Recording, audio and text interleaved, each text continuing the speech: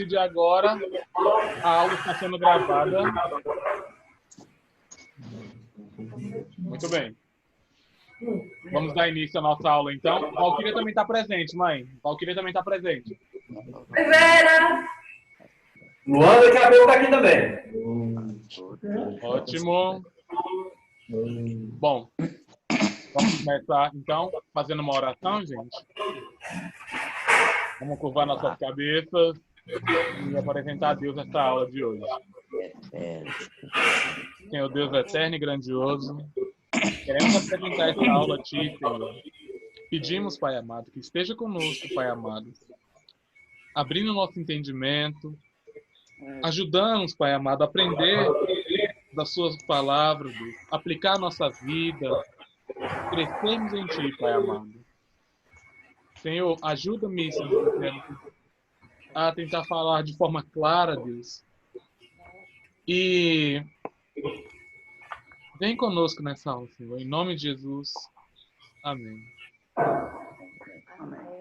Bom, irmãos, eu tô meio nervoso para essa aula aqui, né? Capítulo 4 de Gálatas, que ele vai ter algumas alegorias. Eu acho meio um pouquinho complicadinho. Mas vamos lá, né? Deus venha conosco. Bom, só relembrando, nós... Ah, é verdade. Eu vou desligar o áudio de todo mundo, gente, que eu esqueci. Tá? Só para não ficar dando eco. E... Era a Natália, acabou de entrar, viu? Vera, né? Tá ok. Vânia Lúcia também. Beleza. Alguém tá falando aqui comigo? Rapidinho, desculpa, viu, gente? Tá. Perfeito. Bom, a gente tá meditando na Epístola de Gálatas, né? E eu havia falado com vocês que o capítulo 3 e 4 da Epístola aos Gálatas, ele vai falando sobre os princípios da justificação. Essa parte é muito doutrinária, é muito mostrando bem os princípios, sabe, os fundamentos da nossa fé, da justificação da nossa fé. Então, por outro lado, no capítulo 5 e 6 são bem práticos. Ou seja, a aula que vem e o outro domingo, a gente vai ver o quanto Paulo mostrou, tá, e aí? A gente aprendeu esse tanto de coisa teoricamente, quais são as implicações práticas disso? Então, assim, aqui a gente vai ter uma continuação do que ele iniciou no capítulo anterior e a gente vai seguindo. Diga-se de passagem, gente, eu quis quebrar a lição em 4 tópicos. A maioria dos comentaristas vai fazer em 3 tópicos, a maioria. O final do capítulo 3, eles vão levar até o versículo 7 do capítulo 4. E depois o versículo 8, eles vão seguindo até o versículo 20, com uma sessão, e 21 a 31, última sessão. Eu tentei fazer quebrar em 4 para poder desenvolver um pouco mais a aula. Então, vamos lá. Aqui no versículo 1 a 7, como alguns gostam de colocar, isso aqui é a continuação do raciocínio que ele iniciou lá no final do capítulo 3. Oi, mãe? Vocês estão me ouvindo, gente? Gente, vocês estão me ouvindo? A sua internet parou aí, Vitor. Voltou ao normal? O som já voltou. Mas vocês estão vendo o que eu estou projetando na tela? Sim. Tá entrando. Beleza. Tem uma palavra... O que está escrito na tela aí? Filiação dos cristãos. Beleza, ok. Então, beleza. Então, como eu falei, a maioria dos comentaristas entende que esse versículo aqui, o 1 ao 7, está continuando o que Paulo começou lá no versículo 23 do capítulo 3 até o final. É uma continuação da linha de raciocínio. Vamos lá. Alguém lê para mim Não, alguém não. Deixa eu ver aqui. Valquíria. Lê para mim o versículo 7 do capítulo 4, por favor. Já liguei seu áudio já. Tá bom. Assim você já não é mais escravo, porém filho. e sendo filho, também é herdeiro por Deus. Muito bem.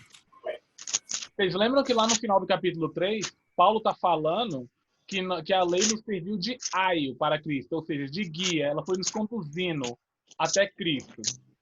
E a partir disso, ele vai continuando meio que esse raciocínio aqui. Então ele começa falando que o filho, ele vem colocando mais ou menos o seguinte. Ele vai fazendo uma analogia entre antes da salvação, que a gente era filho e servo, com depois da salvação, que a gente agora se torna adulto e continua sendo filho. Então, ele vem começando lá no versículo 1. Digo, pois, que durante o tempo em que o herdeiro é menor, em nada difere do escravo, pois que ele é senhor de tudo.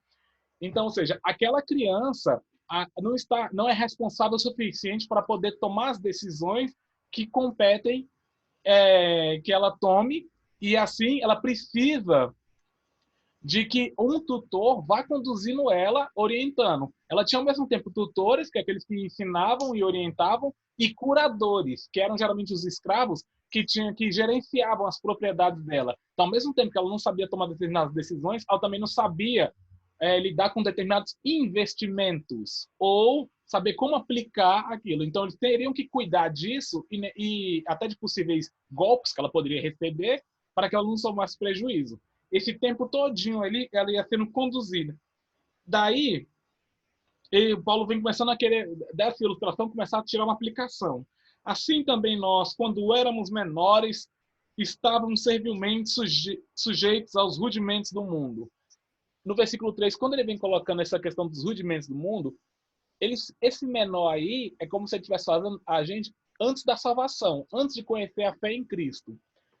Quando ele vem colocando esses rudimentos do mundo, até agora ele estava falando muito concentradamente em judeus.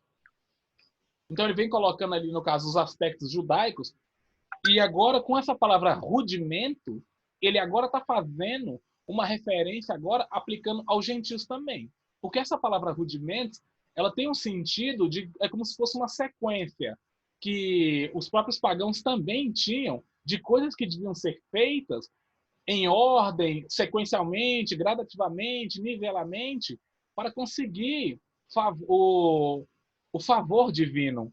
Então, ou seja, com essa frase aqui, Paulo agora amplia a sua argumentação para além dos judeus. Se por um lado era judeu, tinha que fazer a circuncisão, guardar o sábado, as dietas alimentares, aquelas peças tudinho, ele agora fazendo com essa aplicação ao mundo, ele falou, mas aí entre os pagãos também essas coisas. Tem os deuses ali que eles cultuam, tem os rituais que eles dizem que tem que fazer, todo esse tipo de ideia aí é querendo alcançar algum tipo de favor divino.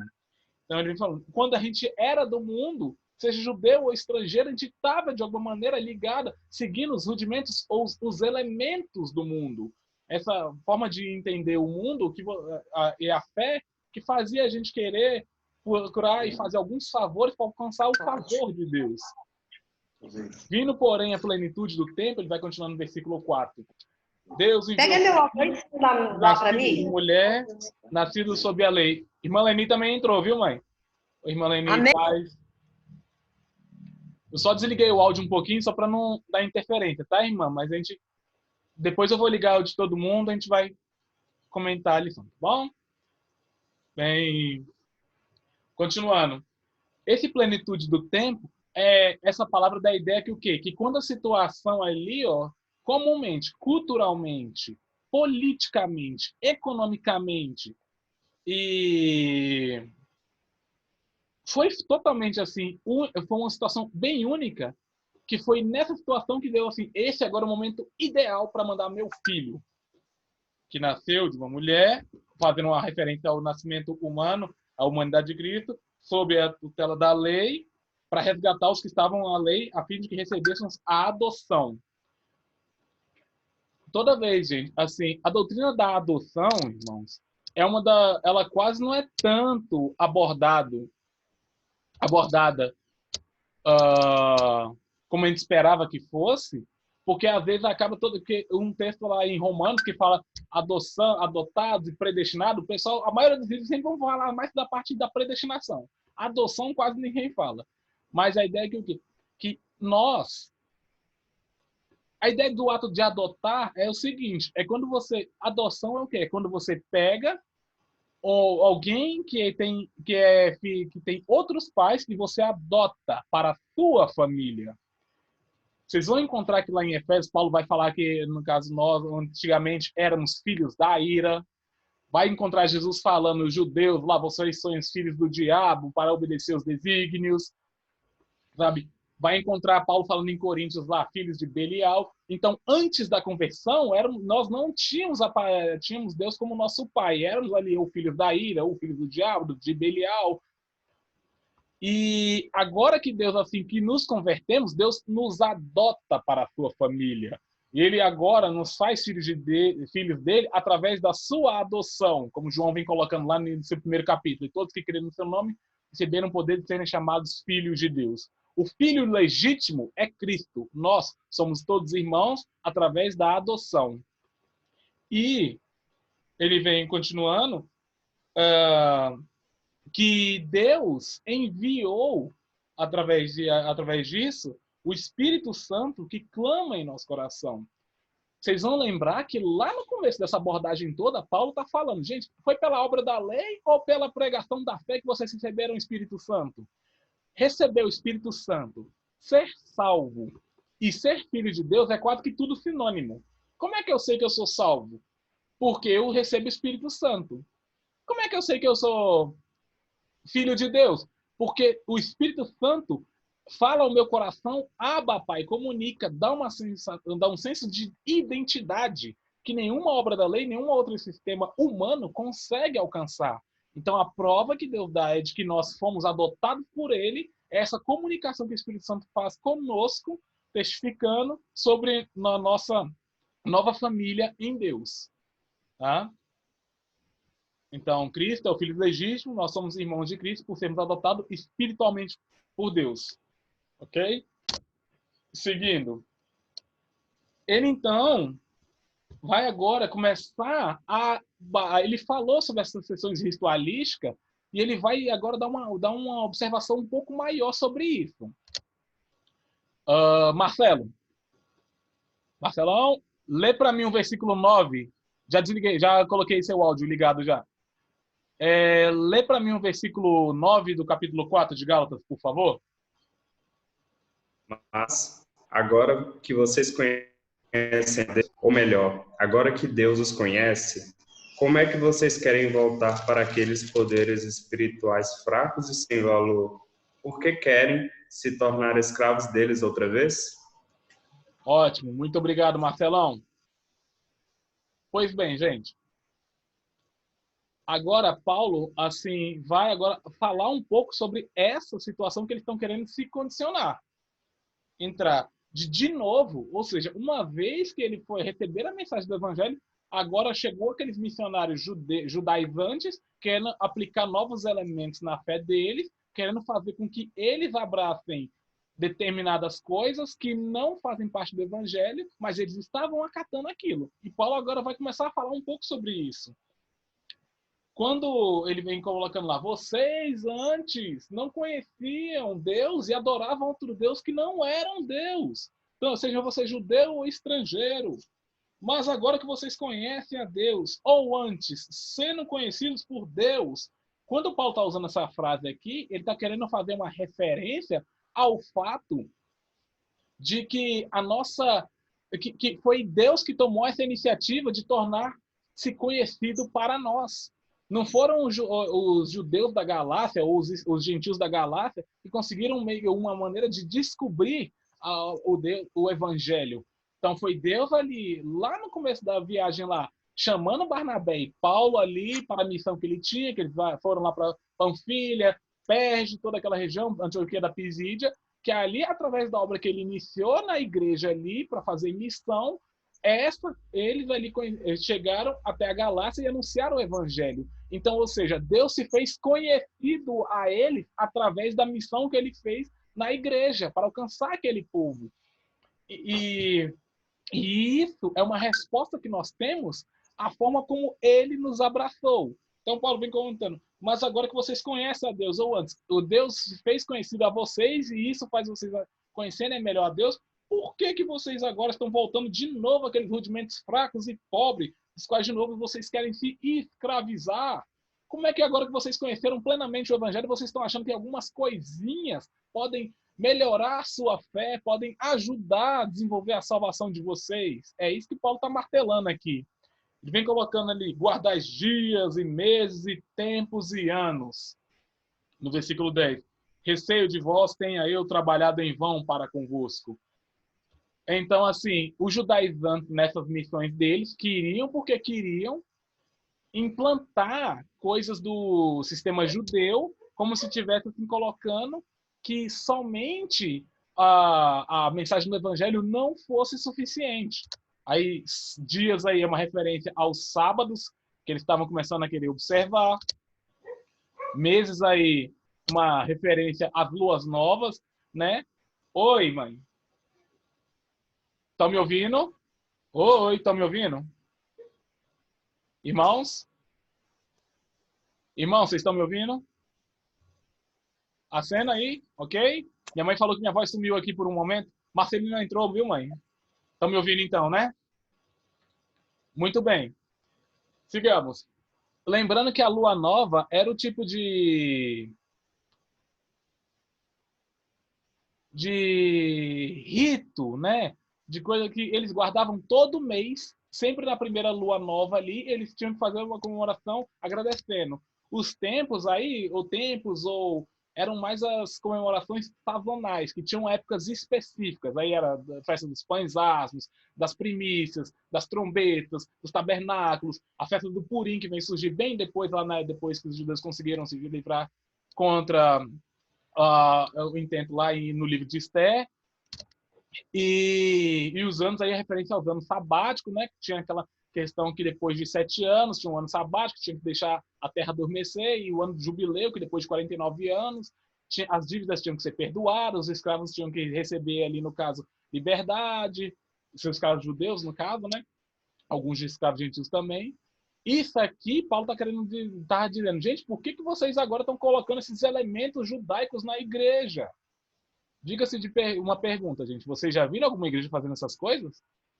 Igreja com trombeta, com chofar, o ministro lá na frente com aquelas vestes judaicas lá, com aquela roupa lá parecendo um sacerdote. Já viram isso? Isso não é problema só novo, não, gente. Já tinha lá da época, lá de antigamente, viu?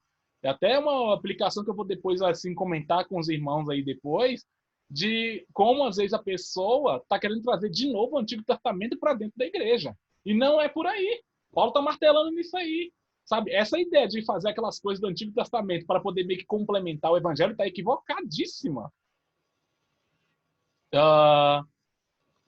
Aí, como eu falei, né, entendeu? Nós podemos conhecer a Deus porque Ele nos conheceu primeiro, exatamente como nós o escolhemos, porque Ele nos escolheu primeiro, e o amamos somente porque Ele nos amou primeiro. Um comentário de John MacArthur. Pois bem, agora, Paulo agora meio que abre o coração dele. Primeiro ele, no caso, martela sobre aquelas coisas ali que não estavam agregando a fé, e como eles estavam voltando, e agora ele meio que abre o coração. Abre o coração bastante ali para os irmãos da Galácia. Deixa eu ver quem aqui. Irmã Cláudia. Irmã Cláudia, lê para mim o versículo 12 do capítulo 4, por favor.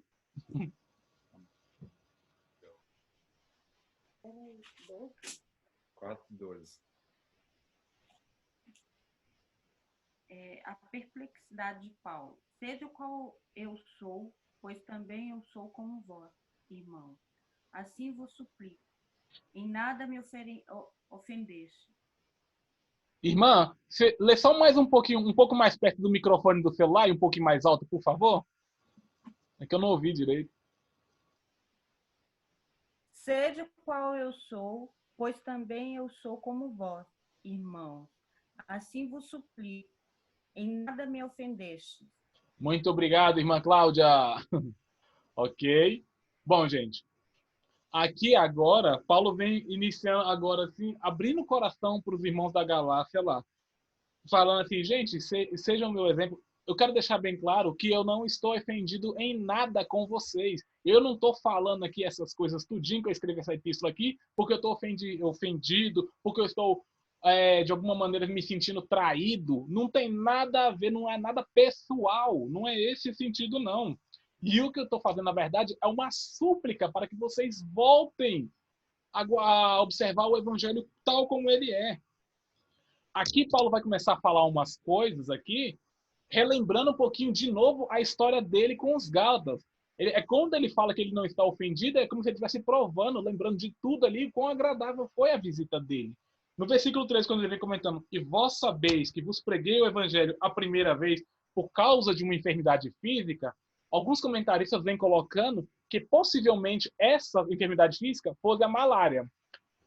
Eu não estou com um mapa aqui não, mas vocês, quem estava na primeira aula, quando a gente falou rapidamente sobre as viagens de Paulo, vocês vão lembrar que eles saíram de lá de Antioquia, da Síria, e foram navegando, né?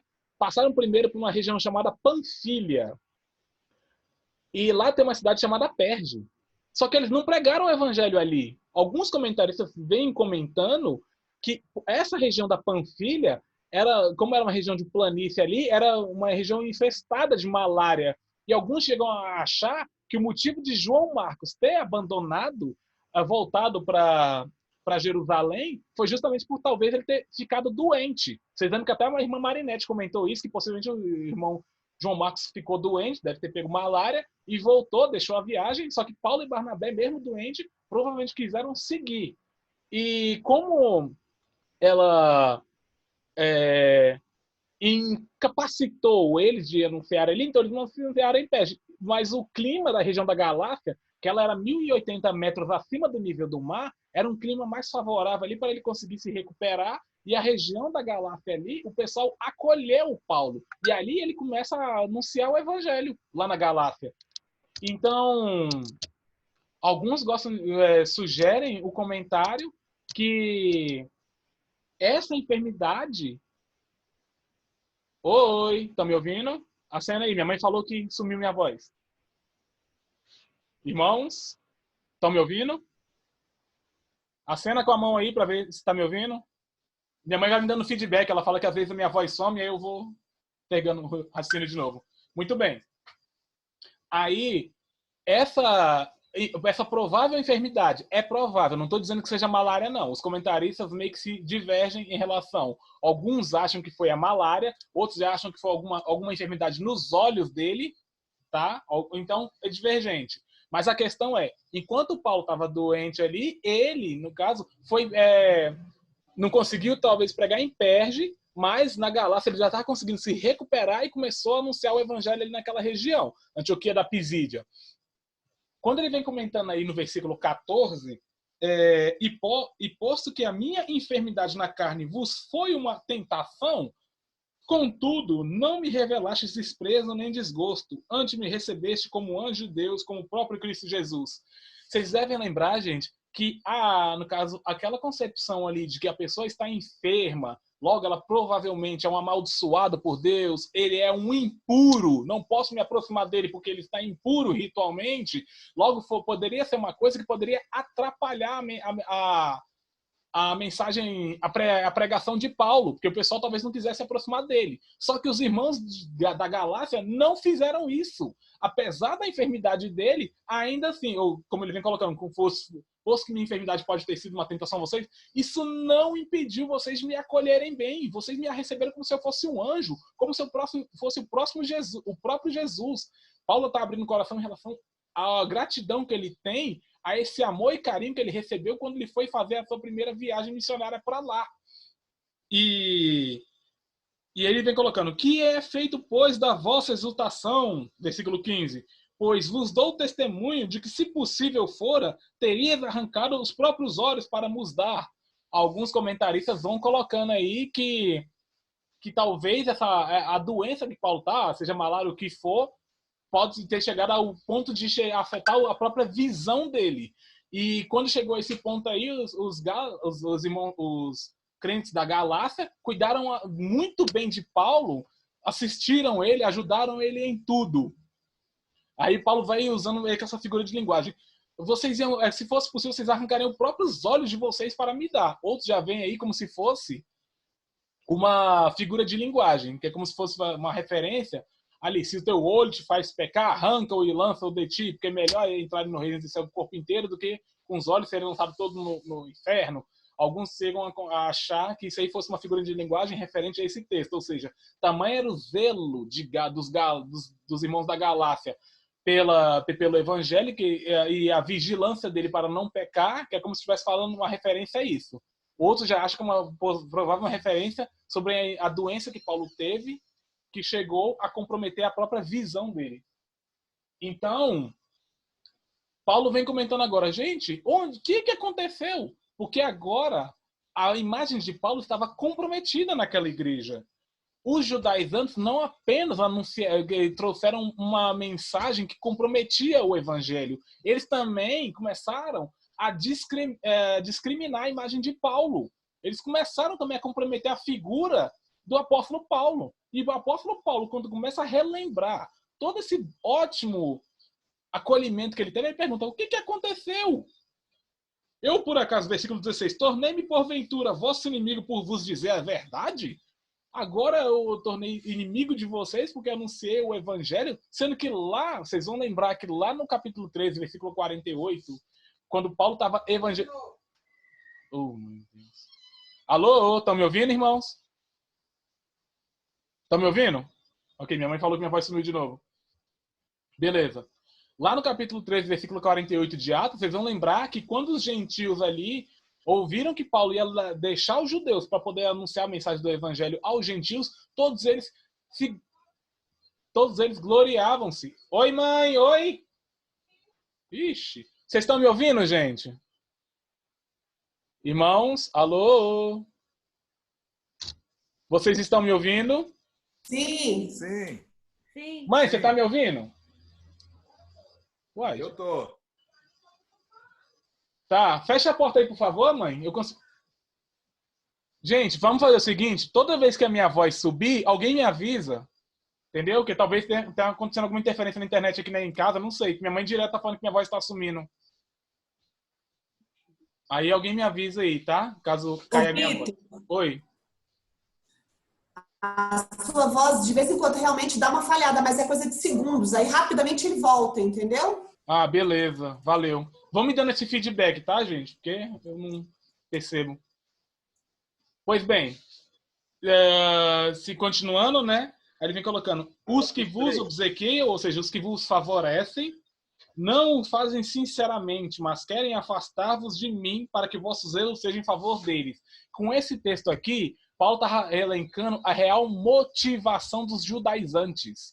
Enquanto Paulo estava ali querendo anunciar, o motivo da missão de Paulo era anunciar o evangelho, o motivo da ida dos judaizantes, primeiro, era, de alguma maneira, causar sofrimento a Paulo. Isso vai acontecer lá na carta aos Filipenses também. Quando Paulo está preso lá, o pessoal acha que, de alguma maneira, pegando os discípulos de Paulo, vão causar mais sofrimento a ele. Esse era um dos motivos, ou seja, querer causar sofrimento a Paulo. E o segundo, eles carregarem consigo que eram cheios de discípulos. O quanto as pessoas eles evangelizaram no mundo. Então, era não era exatamente... No fundo, os judaizantes não queriam levar uma mensagem verdadeira, anunciadora, libertadora para os gentios. Eles só queriam meio que colocar sei lá, tipo no seu status ali, quantas pessoas eles alcançaram, quantos ali. E aí Paulo vem falando, no fundo, quem está tentando te favorecer aí, no fundo eles estão querendo fazer só para ter mais seguidores. Eles só querem mais discípulos. Enquanto eu estava de fato querendo que vocês conhecessem o evangelho. Eu queria que vocês conhecessem de fato o evangelho em toda a sua plenitude. Eu não estou fazendo isso para ter maior número no meu currículo. Eu não estou fazendo isso para que o pessoal me veja como acima dos demais. Nada disso. Não, não, não. É bom, meus filhos, uma observação, gente. Aí no versículo 19, é a primeira vez e é a única vez que Paulo vai se referir como meus filhos a uma igreja. Ele geralmente, no singular, meu filho Tito, meu filho Timóteo na fé, agora uma igreja, a primeira vez, meus filhos. Enquanto o apóstolo João usa isso direto, aqui é a única vez que o apóstolo Paulo fala. Tamanha era o carinho que ele tinha com essa igreja da Galácia, apesar dessa situação bem atribulada que eles tinham. Deixando bem claro que não era uma ofensa pessoal. Ele não estava chateado, não estava se sentindo traído, não estava nem um pouco ofendido. O zelo dele era pela fé deles. Meus filhos, por quem de novo sofro as dores de parto, até ser Cristo formado em vós. Pudera eu estar presente agora convosco e falar-vos em outro tom em vós, porque vejo perplexo a vosso respeito. Então aí Paulo já começa a comparar, no caso, essas dores emocionais que ele tem com os irmãos de Gálatas a uma gestação. Também eram as dores que ele sentia ali, para que Cristo de novo formasse neles, ou seja, de novo ali, o conhecimento da pessoa de Cristo viesse claramente a eles. Ele queria estar pessoalmente, se fosse o caso, até mudasse o tom de voz para mostrar a ênfase e a urgência que ele tinha nisso. Agora, ele volta a uma ilustração da escritura aqui. Gente, naquela época, existiam algumas escolas de interpretação da escritura do Antigo Testamento, né? Uma delas era de Alexandria, que ela era muito conhecida, ela era muito difundida. O que acontece? Nessa escola de interpretação bíblica lá que eles tinham, eles faziam muita alegoria, muita ilustração. Então, às vezes, o sentido literal do texto não era levado tanto em conta. Eles tentavam encontrar elementos que era como se fosse uma mensagem subliminar, subentendida, que somente os rabinos, os melhores intérpretes sabiam o significado. Então, assim, Paulo, sabendo que eles estavam familiarizados com esse tipo de escola de interpretação, ele agora, então, usa desse artifício. Por quê? Porque era uma coisa que o sentido literal é como se não chamasse tanto a atenção, às vezes. O público ali, alvo ali, não era tão, assim, pego, assim, chamado à vista por esse tipo de interpretação. Então, a parte da ilustração, da alegoria, chamava a atenção, Paulo, então vou usar esse recurso aqui e vou falar com eles. E aí onde ele vai lançar essa ilustração aí dos versículos 21 ao 31 aí, até o final do capítulo. Deixa eu ver quem é aqui. Irmã Flor. Oi. Oi, irmã Flor, linda e maravilhosa. Ô, bênção você aqui conosco, viu? Amém. Lê para mim o versículo 26 do capítulo 4, por favor. De Galácia? Da carta de Gálatas. Versículo quanto? 26, capítulo 4. 26. Ai, meu Deus, eu achar aqui. Está aberto aqui, canta aqui para mim, Mário, 26. 4, 26. Gálatas 4, 26. 26. Tá bom, já Aqui, vou. ó. Tá aqui, ó. Vai lá pro prato.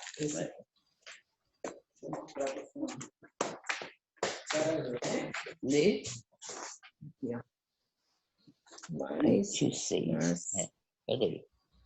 Mas Jerusalém, lá de cima, livre, ela é a nossa mãe. Amém, irmã. Bênção de Deus. Uma linda, Amém. Maravilhosa. Muito obrigado, irmã Flor. Muito bem. Aí. Irmã Flor? Irmã Flor? Saiu? Oi? Ah, não, você tá aí, né?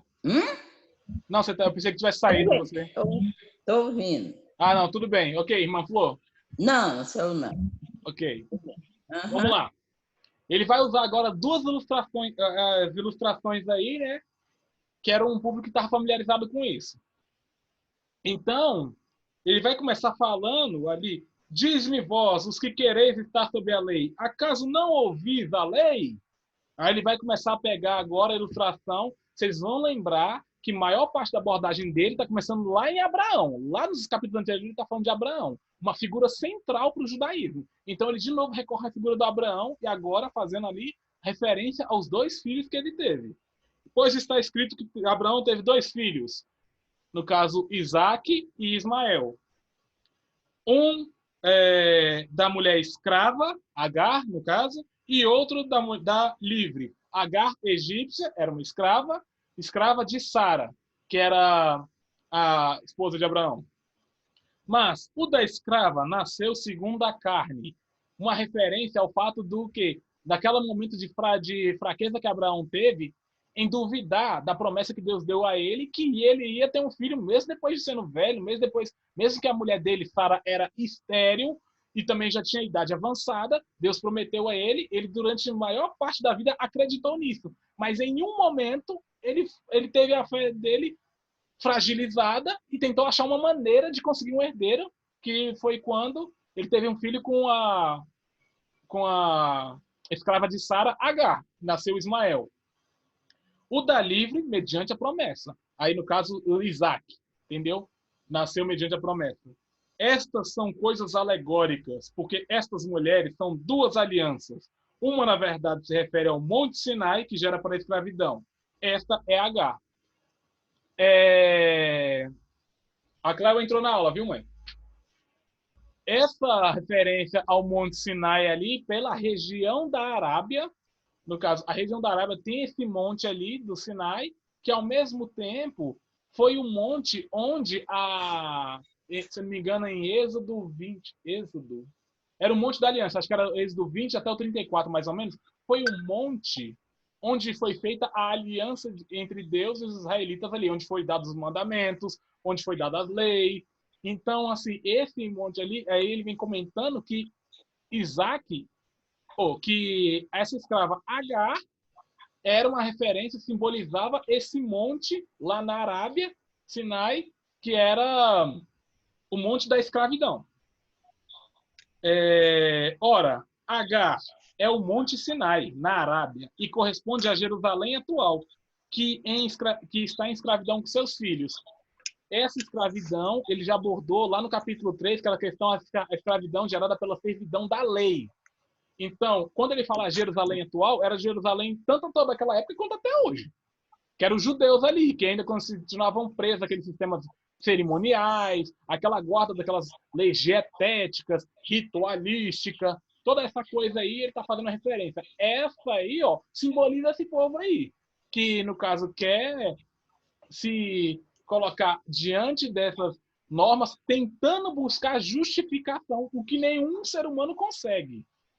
Esses aí estão só... E, inclusive, ele estivesse comentando que esses que estão nisso, os filhos, ou seja, os israelitas que vão nascendo, vão tudo sendo nascidos e se entrando nesse sistema de escravidão. Ou seja, que gera filhos para a escravidão. Esse é o sentido dessa passagem. Mas a Jerusalém lá de cima, a qual é nossa mãe, que a irmã Flor leu, né? Porque está escrito: alegra-te, ó estéril, que não dás à luz, exulta e clama, que não estás de parto. Porque são mais numerosos os filhos da abandonada que os da que tem marido. Paulo vem citando esse versículo, essa profecia lá de Isaías, e até é interessante esse texto que ele cita, porque ele vem colocando o seguinte: alegra-te, ó estéril, uma referência a Sara. Fique alegre, porque você vai ter tantos filhos, mais do que a própria aqui gerou pelos meios naturais, vamos dizer assim. Aquela que recebeu a promessa de Deus ali vai ter mais filhos do que... É como se ele estivesse comparando esses dois sistemas. É como se Paulo, ao mesmo tempo, tivesse meio como... Alguns chegam a colocar que é como se ele estivesse dando uma profecia. Que a mensagem do evangelho ia se difundir pelo mundo muito mais do que esse sistema dos missionários judaizantes, que é pela pregação de guarda dos mandamentos, das obras. E, de fato, isso é o que acontece. Hoje o evangelho está praticamente o mundo inteiro, enquanto essa mensagem dos missionários judaizantes que existiam naquela época não se difundiu tanto quanto essa. E aqui Paulo vem comentando que nessa profecia ali, ou seja, a mulher que era estéril, que não tinha naturalmente ou condições humanas de gerar um filho, mas acreditou na promessa feita por Deus, teve o filho da promessa, a qual representa a gente. Então, ou seja, fica também subentendido que o outro monte, ou seja, enquanto Agar simboliza o monte Sinai, lá da Arábia, fica subentendido, não é como um acordo não, que a outra seria o monte Sião. Mas é subentendido só, entendeu? Porque vocês vão reparar que nessa parte aqui, o Paulo não cita o nome do outro filho da escrava. E todo mundo sabe que é Isaac, que aparece lá em Gênesis. Mas o nome de... Ismael, que aparece lá em Gênesis. Mas o filho da promessa, ele cita o nome de Isaac. Então, fica subentendida a comparação. Igualmente, alguns querem achar subentendida a comparação entre Sinai e Sião. Mas é só subentendido. Enquanto um nasceu pelos meios humanos, pela vontade humana, pela carnalidade, o outro foi com base na promessa de Deus, que primeiro gerou um milagre para Sara deixar de ser estéril e fez ela ficar grávida também. Ter um filho ali. Seguindo, ele vai continuar essa ilustração, né? Vós, porém, irmãos, vós sois filhos da promessa como Isaac. Então, de novo, aí mostrando a ilustração, né? Como, porém, outrora o que nascera segundo a carne perseguiu ao que nasceu segundo o Espírito, assim também agora. Ou seja, aqui Paulo está fazendo uma referência àquele episódio onde os dois filhos estavam... os dois filhos de Abraão, Isaac e Ismael, estavam um dia brincando e Ismael começou a caçoar de Isaac. Começou a agir de uma maneira que a mãe dele, Sara, não gostou. E a Agar, no caso, meio que tinha desprezo por Sara porque ela deu um filho a Abraão primeiro que ela.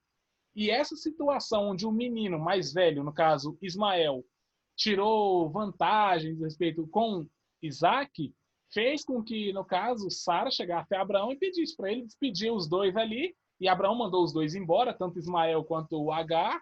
E tem aquele episódio que Deus socorre ela, vocês conhecem ele lá, né? E, enfim, continua a história. Aqui, Paulo está fazendo uma referência a isso. Ou seja, irmãos, mesmo que eles alegam que estão há mais tempo, eles são como o filho mais velho. Nasceu primeiro, mas eles não são da promessa, são só segundo a carne. E, igualmente, assim como Ismael perseguia Isaac, é o que eles estão fazendo agora, com aqueles que anunciam o evangelho. Vocês não conseguem perceber a semelhança entre esses dois? E o que diz a Escritura? Lança fora a escrava e seu filho, porque de modo algum o filho da escrava será herdeiro como o filho da livre. Isso, agora, Paulo está comentando que é como se fosse a aplicação que o quê? Aqueles ali, os judeus ali, com esse sistema judaizante de justificação pelas obras, uma hora serão deserdados. Os que receberão a promessa são aqueles que recebem o evangelho, a mensagem do evangelho. Esse, no caso aqui, ele vem colocando da Escritura. E então, assim, ele vem culminando ali com argumento, agora no último versículo aí, deixa eu ver. Opa, desculpa. Quem vai ler aqui para mim? Quem não leu aí? Deixa eu ver. Cléo. Não, Cléo saiu. Santina, irmã Santina. Oi. Oi, irmã linda, maravilhosa. Lê para mim o versículo 31, por favor, do capítulo 4. Tá bom. De maneira que, irmãos, somos filhos, não da escrava, mas da livre. Amém, irmão. É assim que ele conclui o raciocínio dele. Ele mostrou a ilustração, mostrou os pontos de convergência, mostrou as aplicações e lançou essas implicações proféticas aí. E agora, irmãos, mais uma vez a questão batendo na questão da filiação, que era um ponto muito importante. De fato, quem são os filhos de Deus? Os filhos de Abraão.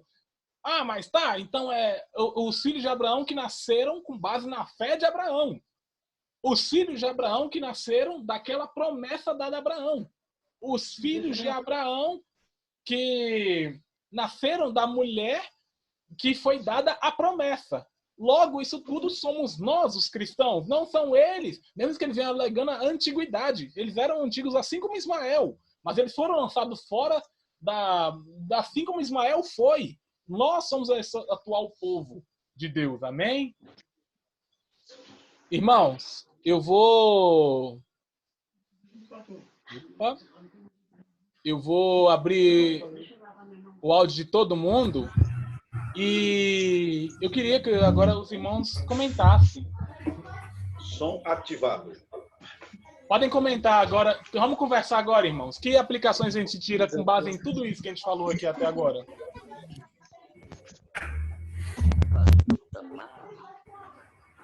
Tá me ouvindo? Estamos. Ok. Agora é a hora que a gente conversa, irmãos. As aplicações que a gente tira com base em tudo isso que a gente conversou aqui. Repete. Repetir o que exatamente, mãe? Agora estou ouvindo sua voz. Ok. Qual a parte que você não ouviu, mãe? O que nós vamos fazer? A gente agora vai conversar. Eu quero agora que os irmãos me tirem quais aplicações que nós tiramos com base em tudo isso que eu li até agora com os irmãos. Quem quiser falar aí, entendeu? Fica à vontade. Vera. A Vera, Preto. Amém. Rapidinho. Olha só. Ele fala aqui a respeito dos... Tá me ouvindo? Sim, pode falar.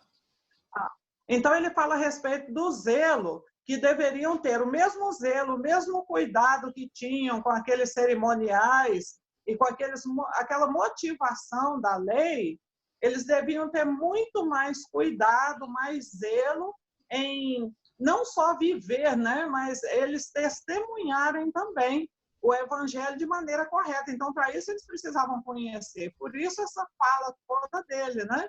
Para que conheçam o evangelho de uma maneira correta, para que possam também gerar pessoas sadias para o evangelho, né? Porque a gente vê que tem muito problema entre os crentes, tem igrejas doentes, tem famílias doentes, né? Emocionalmente, espiritualmente. Por quê? Porque não baseamos tudo, nós também, né? De uma maneira geral, nós não baseamos tudo pelo evangelho. É claro que a gente sabe que não temos como atingir essa perfeição aqui, né?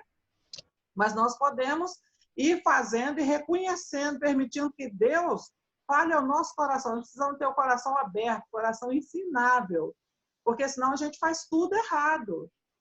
Entende? E pensando que está certo, porque eles pensavam que estavam certos. Uhum. Paulo matava pensando que estava certo. Todo mundo pensando que estava certo, porque a razão só tem um lado. Qual é? O meu.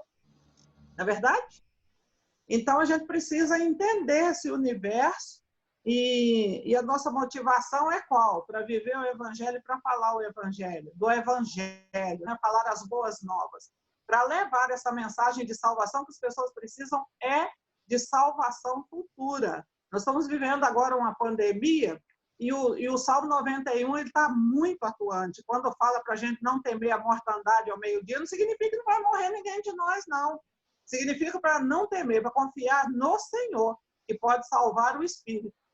Né? Então, é isso que a gente precisa passar para as pessoas. As pessoas estão vivendo com muito temor, com muito medo, mas elas ainda não estão se voltando para o Senhor, o autor e consumador da fé. Então, é isso que nós precisamos proclamar às pessoas e viver esse evangelho. Amém, irmã Vera. Amém. Mais alguém quer comentar, gente?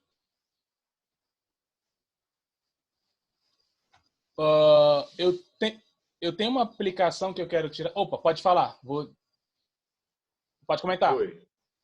Não, eu achei interessante o versículo 12, a forma como Paulo escreve, demonstrando que não é algo pessoal, que o cuidado que ele tem tido para trazer esclarecimento aos irmãos que estavam naquela igreja, não diz respeito a ele, mas a melhor forma de viver o evangelho, né?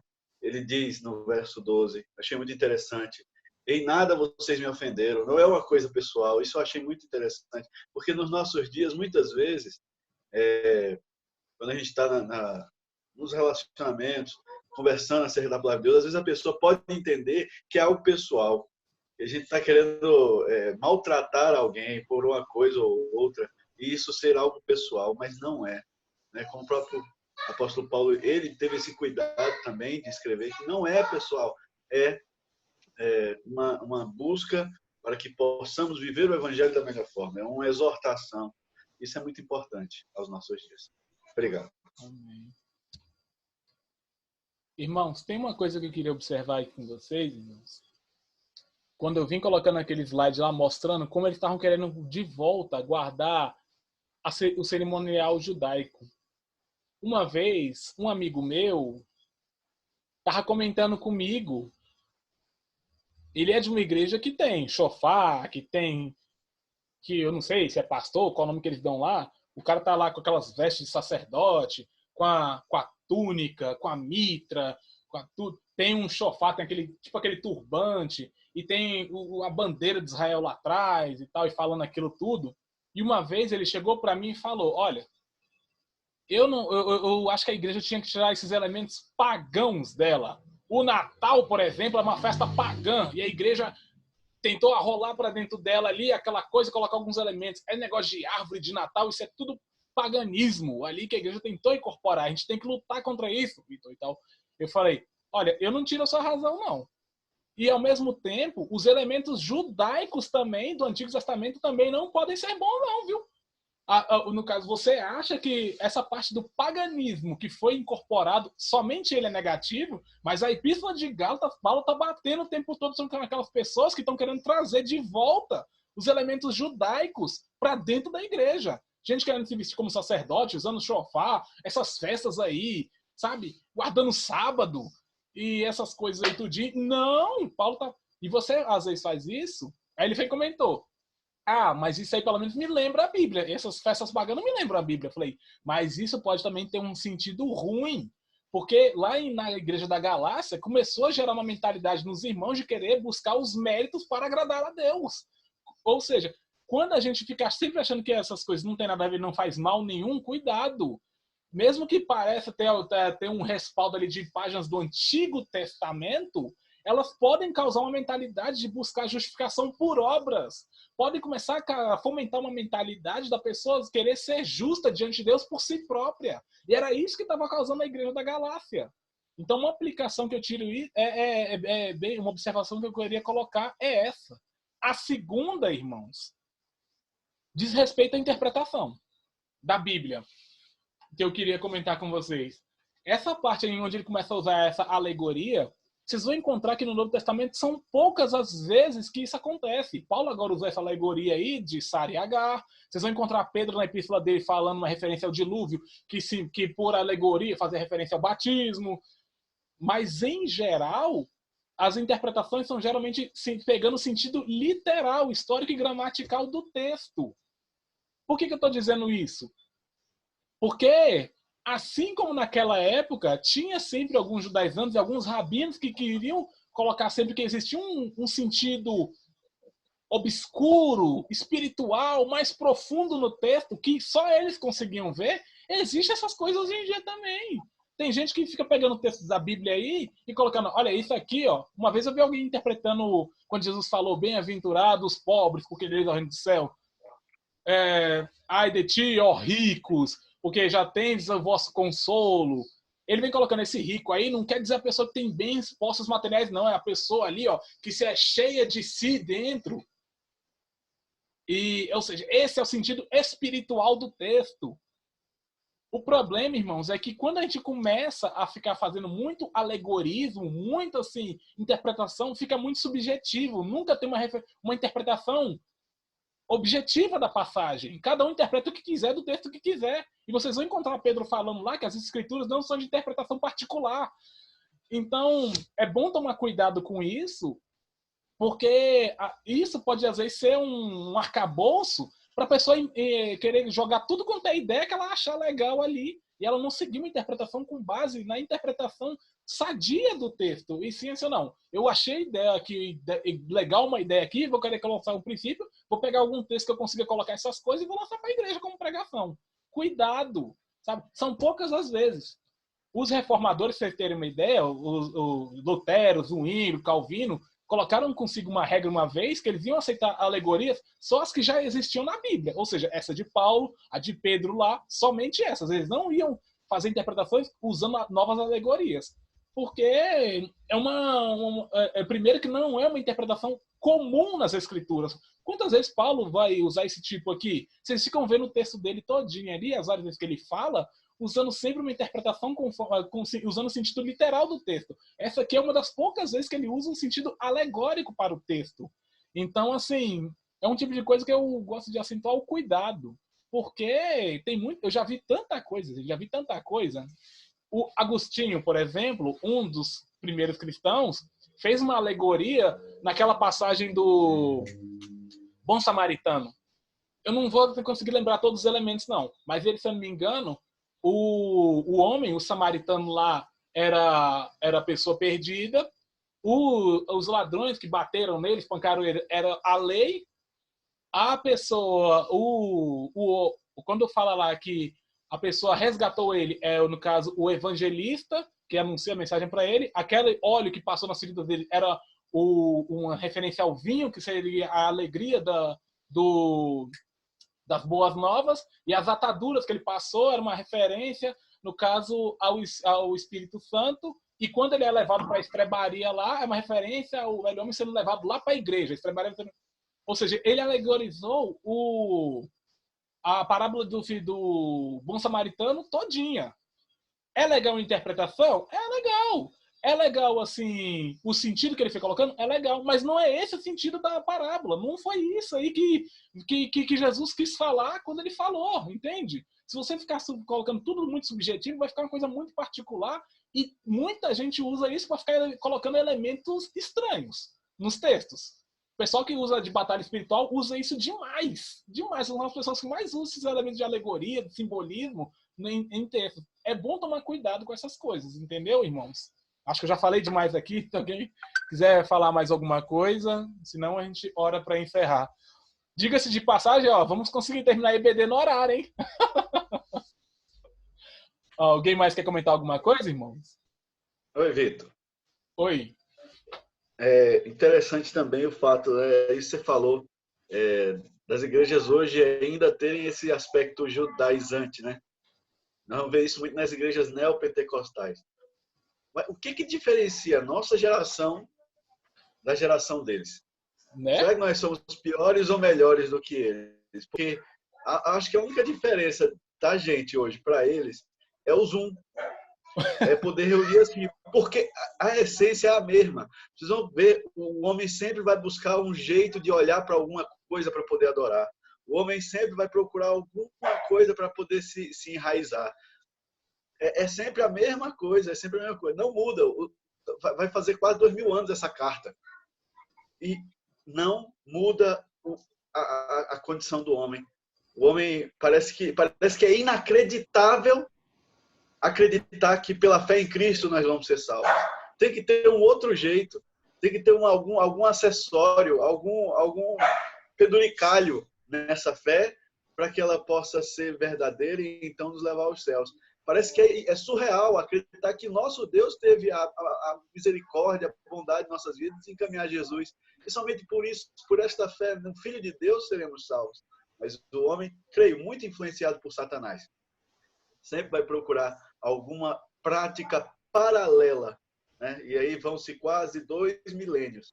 E quando ainda o Senhor voltar, ainda vão ter pessoas se baseando em querer buscar alguma coisa paralela para servir ao Senhor, para acreditar no Senhor. Cabe a nós, e como o próprio Vitor mencionou aí, Vitor, quero já agradecer a Deus pela sua vida, viu? Você tem nos dado aulas maravilhosas, meu irmão. Não cair nesse erro de como os judaizantes estavam caindo, e nós devemos vigiar. A palavra de Deus diz: orai e vigiai. Eu sempre brinco dizendo, não é vigiar os outros, não. É vigiar nós mesmos. Orai e vigiai. Vigia, irmão, para que você não queira um dia estar vivendo uma prática errada. Essa que Paulo combateu nesse capítulo. Tá bom? Obrigado, meu irmão. Por nada. Bom, irmãos, Vitor. Oi. Quem tá falando? Vitor, assim, eu achei uma coisa muito interessante. Eu achei interessante aqui essa nova condição do crente aqui, né, Vitor? Uhum. A nova condição do crente. Quando aqui Paulo colocou H e H, né, representando essa nova condição, assim, é muito interessante isso, porque muitas das vezes nós, como cristãos, nós viemos, né, de uma época passada, né, de viver uma outra vida. E quando nós encontramos Jesus, nós estamos em uma outra condição, um outro estágio de vida, né, que Paulo quer mostrar aqui. E é muito comum, é triste, mas é muito comum ainda a gente ver, né, pelo menos eu vejo em alguns lugares, creio que os irmãos também vejam, pessoas que, né, como o pastor Itamar falou, elas têm uma dificuldade tão grande de crer unicamente no Senhor Jesus como o suficiente para nossa salvação, que elas se pegam a outras coisas lá do passado, né, que elas viviam antes. Quando Paulo coloca, agora a gente tem uma nova condição de vida em Cristo Jesus. O passado ficou para trás, né? Não muito tempo atrás, eu vi uma irmã dizer que ia levar o filho para alguém benzer o filho, porque o filho estava, essa irmã não tinha muito conhecimento, provavelmente, porque o filho estava enfermo, né? Eu disse para ela, mas não, basta nós orarmos, né? Apresentar essa criança ao Senhor, orarmos e repreendermos nessa enfermidade. Ela disse, não, mas fulano de tal, ele tem lá uns raminhos, galhos, ele tem um toque, ele ora e a enfermidade é expulsa. Ou seja, eu vi assim, claro, depois que eu explicar tudo para ela direitinho, ela entendeu. Mas eu vejo a dificuldade que muitas pessoas têm dessa nova condição de salvo, que é viver com o pezinho lá atrás, né? Que é dar um jeitinho humano para as coisas de Deus. Não há mais necessidade. Uma vez que nós estamos em Cristo, nós somos nova criatura. Tudo se fez novo, né? Então nós temos que viver na condição de Cristo pela fé. Não tentar dar ajuda para as coisas de Deus. Deus não precisa que ninguém o ajude. Nós é que temos que ser ajudados por Deus, né? Eu vejo assim com muita alegria essa alegoria, né, que Paulo faz para a gente entender o que vem da promessa de Deus e o que não parte da promessa de Deus. Só isso que eu queria colocar. Amém. Mais alguém vai comentar algo? Antes de passar a oração para encerrar, minha mãe só me deu a sugestão de ler aqui a conclusão da revista, que chamou muita atenção dela. Eu vou ler aqui para os irmãos. A condição do salvo é inegociável e imperdível. Ninguém, nem mesmo um anjo do céu, pode mudar a nossa nova condição de salvo, filhos de Deus em Cristo Jesus. Os Gálatas precisavam saber disso. Era momento para refletirem. Viviam numa nova situação e não podiam dar um passo para trás. Não poderiam buscar o que já haviam passado, por melhor que tenha sido a lei. Mas agora era a graça que lhes havia proporcionado se tornarem filhos da promessa. Como viver essa nova condição de salvo? Com gratidão a Deus por essa tão grande salvação, sempre crescendo na graça do Senhor, vivendo sempre na condição de verdadeiros filhos, compartilhando a mensagem do Evangelho com outras pessoas. Amém? Marcelino? Oi, irmão. Você poderia orar encerrando para a gente, por favor? Amém, irmão. Vamos estar orando em nome de Jesus. Senhor Deus, Todo-Poderoso.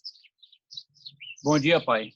E obrigado pela graça, pela bondade de termos ontem, Pai, a prenda da tua palavra, Pai, no encontro de casal. Falou muito em nossos corações, ó Deus. E dormimos, ó Deus. E tu cuidou de cada um de nós, Senhor. E hoje pela manhã, Senhor, a tua palavra mais uma vez, Pai, vem fazendo a diferença em nossos corações. Obrigado por tão grande amor que tu derrama sobre nós, ó Pai. Senhor dos Exércitos, e teus filhos e as tuas filhas, Pai, necessariamente, Pai, esteja grandemente buscando, Pai, o teu conhecimento, a saber, Pai, o mais profundo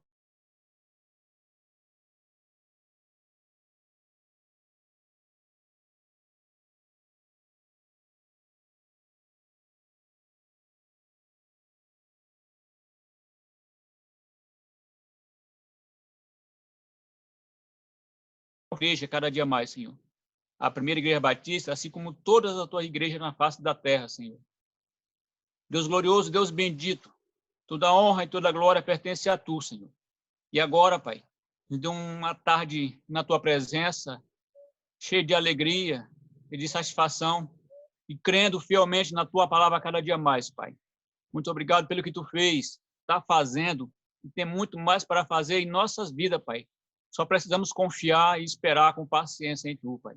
E cada dia mais, Pai, reavive em nossos corações um espírito de gratidão. Um espírito de gratidão, Deus, para sermos gratos a tu porque tu é bom, perfeito, maravilhoso. Sustenta a tua igreja, Pai. Ensina a tua igreja. Se preciso, corrige a tua igreja, Deus, porque tu é o que tu és, Senhor, o Todo-Poderoso. Muito obrigado por essa aula. Abençoa sempre o Vitor, Pai, nessa caminhada. Em nome de Jesus. Senhor dos Exércitos, não podemos esquecer, Pai, que tu venha, meu Deus, sustentar, Pai, o nosso pastor nessa caminhada, dando sabedoria, aleluias, dando força a esse homem, Pai, a sua esposa, essa família pastoral, que tu, Deus da glória, a qual escolheu, Pai, esse homem, Pai, sustenta ele, Pai, ser com ele, e que nada, nem ninguém, Pai, venha interferir nos planos que tu tem para ele, Deus. Deus glorioso, Deus bendito, assim eu te oro.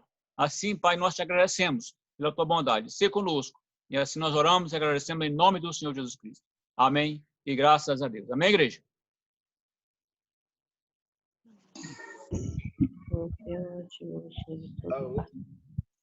Amém? Amém?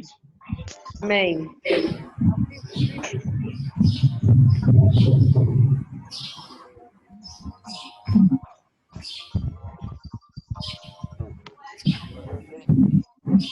Não está ativado.